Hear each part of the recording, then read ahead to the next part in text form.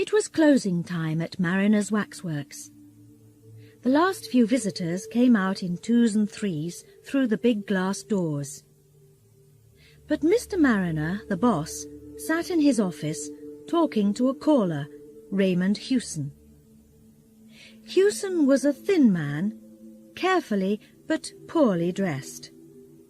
He spoke well, but seemed to be losing his fight to do well in the world.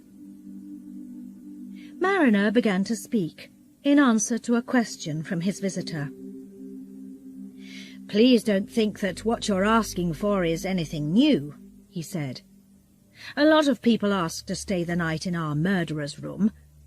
We always say no, because it does nothing for us. But you are a writer. Now that's quite different. We like people to read about us.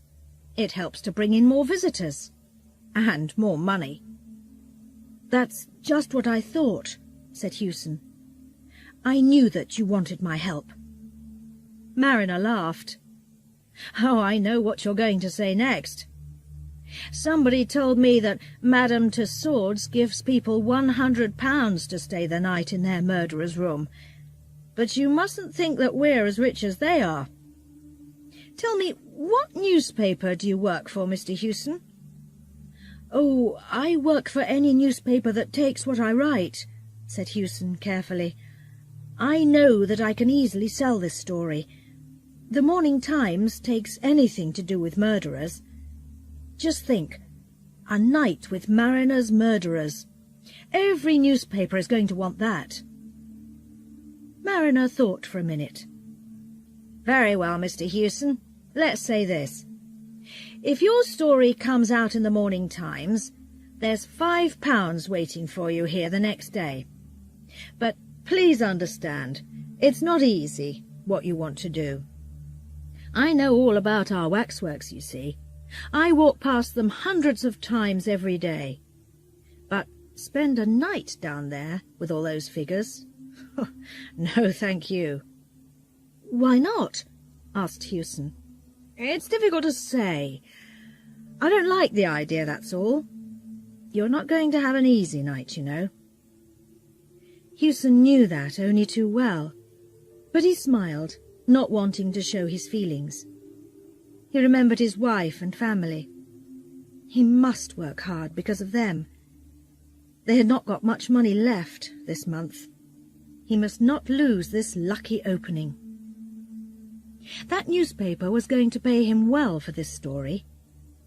And then there was the £5 from Mariner, too. Perhaps if he wrote a good story, the newspaper had more work to give him. But he must do this story well first. "Murderers often have a hard time, but we writers have our difficulties too," he said, laughing. "Your murderer's room is no hotel bedroom, but I don't think your waxworks are going to make me too unhappy." "You don't feel afraid, then?" "Oh, no," laughed Hewson. Mr. Mariner smiled and stood up. "Right," he said. "The last people are all out now. Wait a minute. I want to tell the man down there not to put the covers on the waxworks. And to tell our night people that you're going to be down below. Then I can show you round." He picked up a telephone and spoke into it. Then he said, "There's just one thing I must ask. There was some talk of a fire down in the murderer's room earlier this evening. I don't know who said there was a fire, but it seems it was a mistake. So please don't smoke. Now, if you're ready, let's make a move." Hewson followed Mariner through 5 or 6 rooms, where his men were at work covering up the kings of England and other famous people. Mariner spoke to one of the men, asking him to bring an armchair to the murderer's room. "I'm sorry, but that's the best we can do," he said. "Perhaps if you sit in the chair, you can get some sleep." He took the writer down to the murderer's room. It was a big room, without much light. Hewson thought of a church. He felt you had to speak very quietly in here. But this was not a good place. It was a place for remembering wrongdoers, murderers, and the bad things that made them famous. The waxwork figures stood on small stands, with numbers at their feet. He knew some of the figures, but not others. There stood Thurtell, the murderer of Weir. Over there was little Lefroy, a killer hungry for money. 5 yards away sat Mrs. Thompson, known for her unusual lovers. Brown and Kennedy, the 2 newest figures, stood next to Mrs. Dyer and Patrick Mahon. Mariner showed Hewson the more interesting murderers one by one. That's Crippen, as you perhaps know. A weak little man, not very interesting to look at. There's old Vac here. You can tell him by all that hair on his face. And this is... Yes, who's that? Asked Hewson quietly. Oh, he's the best figure in our show. Of all these people, he's the only one living today. Hewson looked at the waxwork closely. A small, thin figure, only 5 feet tall. It had a little moustache, big glasses, and an unusual coat. It was easy to see that he was French. Without knowing why, he felt suddenly afraid of that smiling face. He moved back from the figure, finding it difficult to look at it again. "But who is he?" he asked. "That," said Mariner, "is Dr. Baudet." Hewson didn't know the name. Mariner smiled. "If you're French, you remember it well," he said. "For years all Paris was in fear of this little man. He worked as a doctor by day, but at night he cut people's throats. He killed just because he liked killing, and always in the same way. After his last murder, the police found some important letters. They know all about him now, and if only they can catch him... But our friend here is too clever for them. He knew the police were after him. They soon lost him. They're looking for him now all over Europe. They think he's dead, but they can't find the body.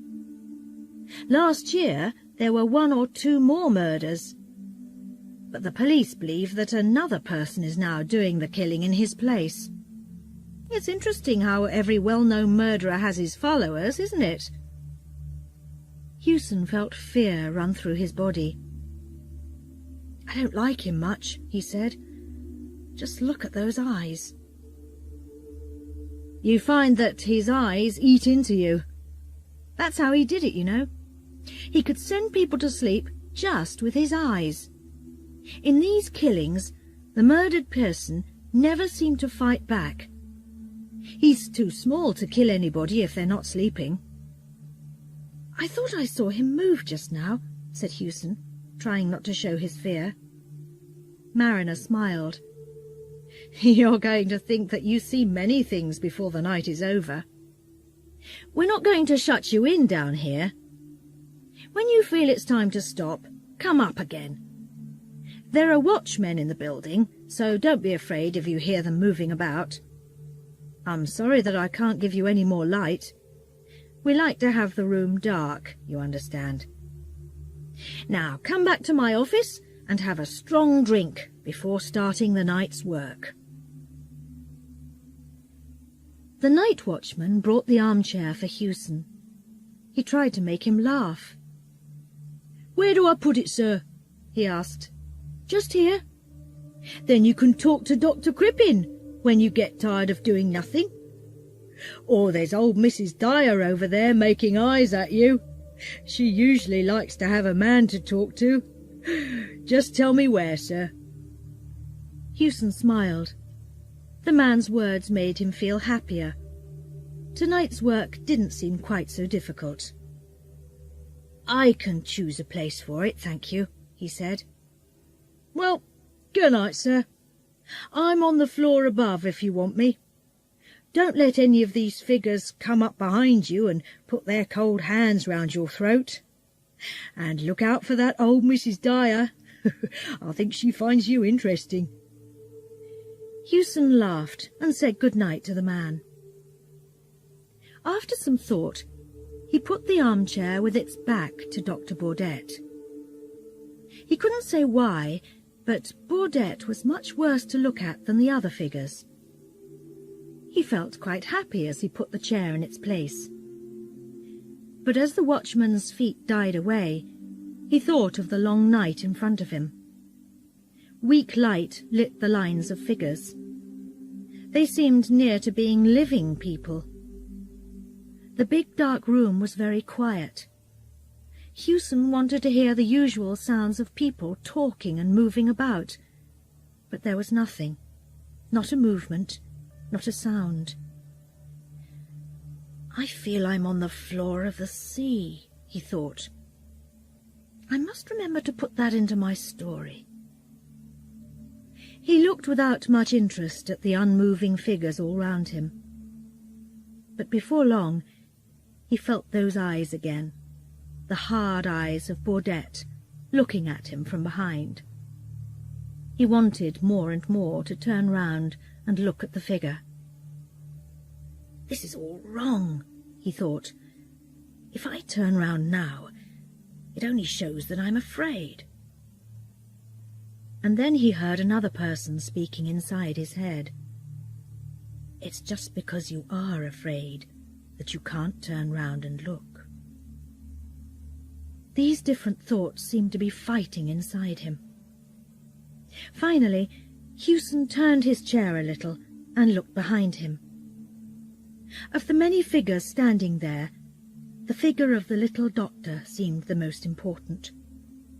Perhaps this was because a stronger light came down on the place where he stood.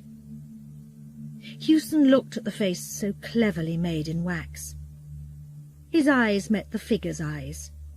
He quickly turned away. "He's only a waxwork, the same as the others," Hewson said quietly. They were only waxworks, yes, but waxworks do not move. He didn't see any of them moving, but he did think that now the figures in front of him seemed to be standing a little differently. Crippen was one. Was his body turned a little more to the left? Or, he thought, perhaps my chair isn't quite in the same place after turning round. Hewson stopped looking. He took out a little book and wrote a line or two. "Everything quiet. Feel I'm on the floor of the sea. Baudette trying to send me to sleep with his eyes. Figures seem to move when you're not watching." He closed the book and quickly looked to his right. He saw only the weak wax face of Lefroy looking back at him with a sorry smile. It was just his fears. Or was it? Didn't Crippen move again as he looked away? He just waited for you to take your eyes off him, then made his move. That's what they all do. I know it, he thought. It's too much. He started to get up from his chair. He must leave immediately. He couldn't stay all night with a lot of murderers moving about when he wasn't looking. Hewson sat down again. He must not be so jumpy. They were only waxworks, so there was nothing to fear. But why then did he feel so afraid, always thinking that they played games with him? He turned round again quickly and met Baudette's hard eyes. Then suddenly he turned back to look at Crippen. Ha! He nearly caught Crippen moving that time. "Be careful, Crippen, and all you others," he said. "If I do catch you moving, I'm going to break your arms and legs off. Do you hear?" I can leave now, he thought. I've got a lot to write about. A good story. 10 good stories. The Morning Times isn't going to know how long I stayed here. They aren't interested. But the watchman is going to laugh if he sees me leaving so early. And then there's the money from Mariner. I don't want to lose that. But this was too hard. It was bad that the Waxworks moved behind your back. But it was worse that they could breathe. Or was it just his breathing, seeming to come from far away? These figures seemed to be doing what children do in a lesson, talking, laughing and playing when the person giving the lesson turns his back. There I go again, he thought. I must think about other things. I'm Raymond Hewson. I live and breathe. These figures round me aren't living. They can't move and speak as I can. They're only made of wax. They just stand there for old ladies and little boys to look at. He began to feel better again. He tried to remember a good story a friend told him last week. He remembered some of it, but not all. He had the feeling that Baudette's eyes were on him again. He must have a look. He half turned and then pulled his chair right round. Now they were face to face. As he spoke, his words seemed to fly back at him from the darkest corners of the room. "You moved, you little animal!" he screamed. "Yes, you did! I saw you!" Then he sat, looking in front of him, not moving, cold with fear. Dr. Baudette moved his little body slowly and carefully. He got down from his stand and sat right in front of Hewson. Then he smiled and said in good English, "Good evening. I did not know that I was going to have a friend here tonight. Then I heard you and Mariner talking.